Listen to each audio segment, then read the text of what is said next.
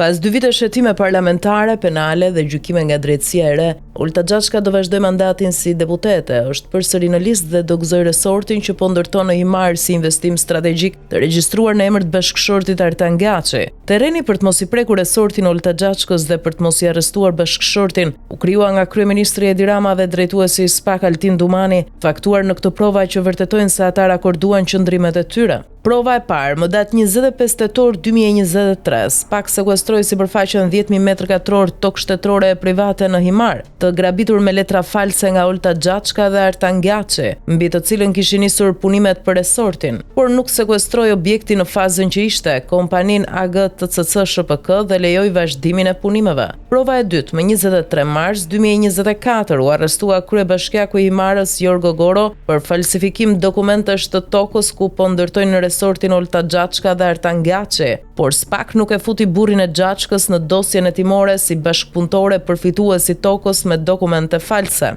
Prova e tretë, SPAK dhe gjykata e posaçme vërtetuan se bashkëshortët Olta Xhaçka dhe Artan Gaçi përfituan tokën e resortit me dokumente false, por kryeministri Edi Rama nuk ja hoqi titullin dhe lejen e ndërtimit investitor strategjik. Neni 19 i ligjit nr. 55/2015 thot: në rast se përgjatë përgatitjeve, zhvillimit dhe zbatimit të projektit investues strategjik, konstatohet se ka të dhëna të pavërteta, përfituesit i hiqet menjëherë leja e ndërtimit dhe statusi investitor strategjik. Ky përcaktim është kusht kryesor dhe në vendimin 3/5 datë 29 mars 2021 për lejen e resortit të Olta Xhaçkës, firmosur nga Edi Rama si kryetari i Komitetit të Investimeve Strategjike. Por Babloku nuk ja ka hequr Oltës lejen e ndërtimit dhe statusin investitor strategjik për resortin, siç përdori parlamentin për të mos i hequr mandatin e deputetes, duke mos përfillur as vendimin e gjykatës kushtetuese. Prova e katërt, SPAK konfiskoi tokën ku po ndërton resortin Olta Xhaçka